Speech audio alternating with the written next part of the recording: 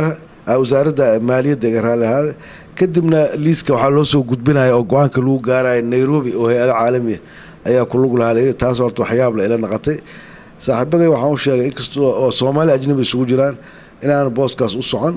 oo bangiga dhexe boorkiisa muddan kamid ahay dadka bangiga Zira ka soo bilaabay markii burbur kadib aan ahayn silsiladan bangiga dadku waxay u yaqaaneen silsila weyne silsilada waxay kamid ahay waxyaabo la bilqaysto waa la xaraashay Mombasa la geeyay dib aan u soo celinay intaan boorka bangiga ahay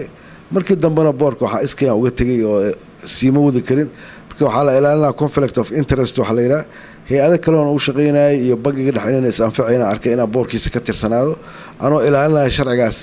ayaa isaga tagay arinta hadda ninkan la hadalhayo oo Ingiriiska ah bal markii hore asiga muxuu ahay inaan wax iska weydiino la taliye bangi waa naga kariya wax cusub ma aha laakiin gudoomiye bangi dhexe waxaa diidayo sharciga 130 qaybtiisa 4 article-ka koowaad aadis wuxuu leeyahay markii hore qofka bangiga dhexe gudoomiye ka naqanayo ma naga kariyo qof ajnabi ah boorka bangiga wuxuu ka koobmaa 6 qof 5 qof oo aqoontooda lagu soo xulo oo madax banaan waliba shuruudooda ay tahay inayna dawlad u shaqeyn waa shardi inayna u shaqeyn hay'ad interestigeeda iyo interestiga dawladdu ay meel iska soo galayaan idan waa shardiga labaad waxa shirtaas waxa dheer gudoomiyaha bangiga dhexe ayaa lixay wuxuu ka tirsayaa boorka marka uu maqan yahay kaliya ayaa waxa soo fadhiisan karo gudoomiyaha ku-xigeenkiisa ninkan marka hore ma aha Soomaali waa shardiga koowaad shuruudda kale waxa leedahay qof muddo 12 sano inay hadaan filaa dhan waa inuu u shaqeynayo hay'ado maxalli ah oo Soomaali ah ama dawladda Soomaaliya labadaba kama soo shaqeyn qodobkaasna waa ku dhacaa mar kale waa inuu bartay waxyaabaha dhaqaalaha la xiriiro ninkan cilmiyan wuxuu bartay suugaanta Ingiriiska English literature meeshana hees looga baahan ama dhaqan in laga hadlo ama suugaan Ingiriis looga baahan takhasus yar oo sameeyo waa jira oo bartay agricultural economy dhaqaalaha beeraha waa maaddo kamida maadooyinka lagu barto dhaqaalaha laakiin ma cilmi dhaqaale cilmi maamul ma cilmi finance ma waa hal maaddo kamida culumta dhaqaalaha intaasoo shuruud oo burays ayaa imaanaysa wuxuu u soo shaqeeyay wuxuu ka soo shaqeeyay Tibet oo ognahay wuxuu ka soo shaqeeyay Ethiopia Suudaan hay'ad bangiga adduunka waa la shaqeeyay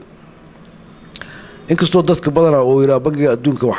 waa ka ruqsaystay oo waxaan galay pension howlgab hadduu howlgab galo horta shaqo kale soo doonto ma qof pension laakiin markaad dhax gashid bangiga adduunka waxaad ogaanay in shaqada laga eriyo asiga oo aan iskiis uga tagin dhinaca kale waxa leeyahay wuxuu xiriir lahay Som oil and gas shirkad leeyahay iyo nin Ruushoo milyaneer dad isku xirkooda dad ka shaqeey jiray ayuu ahay waa ka shaqeey kariya xor u yahay laakiin conflict of interest ay imaanaysa marka qof ka shaqeeya meeshaas dawladda Soomaaliya boorka bangiga xataa ka mid naga kariyo xubnaha caadiga iska dhaaf gudoomiye iyaduna waa culays kale oo sharciga jabinayso waxa la yiraahdo marka sharciga oo dhan in la bedelo si boos loogu helo barihan dastuuri sharci ma lagu dhaqmeeyay waa la iska magacaabi karaa hadii la magacaabayo wax dadkii marka araajida qortay yani waa ka haray marka arkay Nairobi ay mid markaas waa weydiiyay waxa la yiraahdo waa August nin ajnabi loo soo wada yahay shuruudaas marka arkay in ajnabi hadda nin la wata laba tartabaysid ee ina istijaabiya una rabaa in imtixaanka aan galay haday saasta kuma jiro dadkii wuxuu lahay short listiga sameeyna laftiisa oo kamid ahay hadana marka nin asigu dadka soo xulay short listiga sameeyay hadana asigu ku jiro waxyaabo badan oo isdiidiidan ayaa iga muuqday al umum bangiga dhexe qof aan Soomaali ahayn ma qaban karto hadii sharcigaas la bedelayo oo baarlamaanka la geenayo oo soo bedelayo hadda baarlamaanka waa iska naqaana hadii la yiraahdo taliyaha xoogga dalka laga dhigay nin Shiineys oo ogolyihiin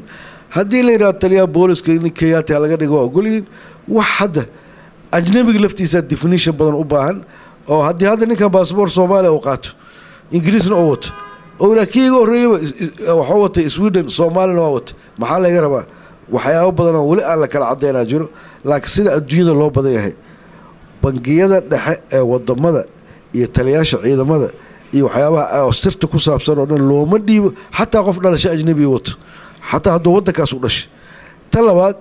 dadku waxay yiraahdaan bangiga adduunka ka shaqeeya war bangiga adduun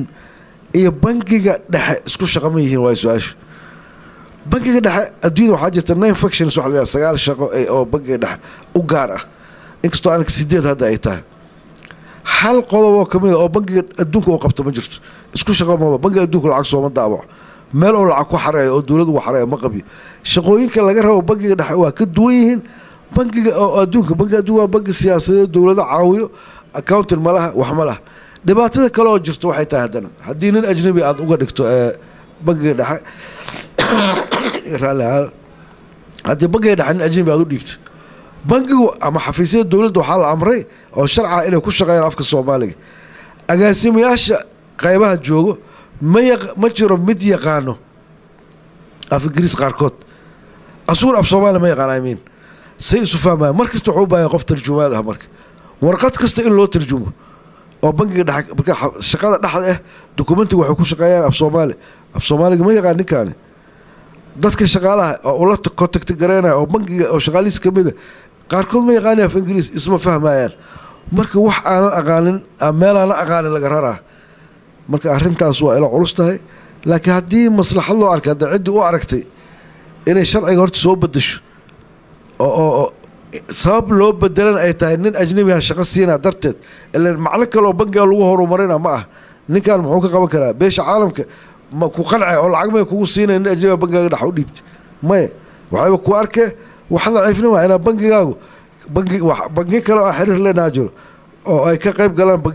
bangiga islaamka oo kala kamid shirkiisa marka nin Ingiriis u dirsato marka gudoomiyaasha la casuumo dhibaatooyin badan ay iga muuqdo oo aniga ma aha inaan hadda cid gaar ah ku mucaaradaayo ama cid aan ku taageerayo laakiin dhinaca dhaqaalaha iyo dhinaca sharciga markaa ka fiiriyo culayskaas igala muuqdo iyadoo intaas loo soo yahay ninkaas inuusan hawlahan soo baran maxay tahay sababta Soomaaliya ay u doortay sababta ay u doorteen waxaan arkaa interest ya imaanayso bangigana waxaa ku qoran sharciyada haddaad akhrisid qofka boorka naqanayo shanta xubnood oo caadiga ka mid naqanayo waa in waxaa looga ilaaliya inay shaqaale dawlad noqdo marka bangi boorka ah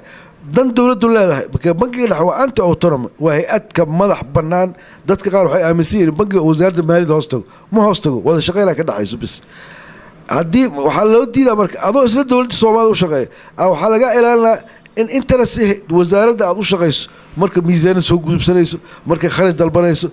bacdi wasaaradda aad ka tirsata inay saameyn ku yeelato saas daraadeed xuquuq badan oo dhuminaa marka boorka tahay hay'ad xataa private ah ee conflict of interest bangiga dhexe oo imaan karto uma shaqeyn karti ninkan marka haddii la yiri Som Oil oo xiriiri ka ahay waa ka naqan kari iskiis hadduu ka ahaan karaa wali laakiin haddii interestiga nationka ama bangiga taabanayso in loo magacaabo ma marka waxaa ii muuqata inay jirto dana gaar ah ma aha dana dhaqaale dana Soomaaliyeed ma aha dana bangiga oo dan ugu jirto ma aha dana aqooneed xataa ma oo khabiir ah bangigeenu waxay ka horeeyay 9 sideed gudoomiye soo maray umaleena camalo waa ugu dambeeyay hal nin ma laba mar ku soo noqday Umar Camuudi inta kale hal mar ay qabanayeen hal qof ajnabi kuma jirin mar ayaa laba agaasimo Talyaani ah ma ah gudoomiye bangiga dhexe Talyaanigu noo keenay si farsamo ahaan ay uga caawiyaan la tali waa naqan karaa qofku farsamo kale waa ka caawi karaa laakiin gudoomiye bangiga dhexe lacagta asaa ku saxiixan gudoomiye ninka asaa bir lacagtaada ku saxiixnaana haddii hadda lacag cusub la daabaca leena ilaa asaa gudoomiye ah marka iyo waxyaabo badan oo isdiidan sorry ayaa iga muuqda meeshaas dhaqaalaha wax badan wax ka qoray jaamacaddana mana aan banki oo weeraan ama sidam ka soo bilaw ama jaamacadda wada ama ku kale 8-9 sano maadadaas kale waa dhigay practical waxaa ka soo board of central bank aan dadka go'aanka iskala bangiga dhex mesela haddii lacag la sameeynayo dawladdu lacag la sameeyo ma dhigi karto waxaa ogolaa kara boorkaas haddii ogolaan ee wasaaradda maaliyadda golaha wasiirada kullu isku raacaan sharci ma naqanayso ilaa ogolaado waxyaabo lacag badan oo la sameeyay uu diiday markii dambena saruudaha uga tagay markii la yiri lacag cusub la keenaa ay kamid ahayd haddana lacagta cusub ee imaanayso oo mid Ingiriis ku saxiixayo wax ay soo kordhi doonto uma jeedo bangiga dhexe wuxuu u baahan inuu branches ka furto gobolada oo dhan ayaa waajib hadda xamar uu ku leeyahay gobolada haddana waxaan filayaa inaan u diri doono niman Filibiina iyo niman Swedish iyo Norway inaan geey doono oo la dhihi karo Soomaaliya lama aamini karo dastuurkuna wuxuu qabaa shaqo nin Soomaaliya oo qaba karo nin ajnabi looma dhiibi karo waa idin qodob kale dastuuri qodobkaasi loo bedelaa idin adkaa doonto waa qodobka kore kan waa xeerkii oo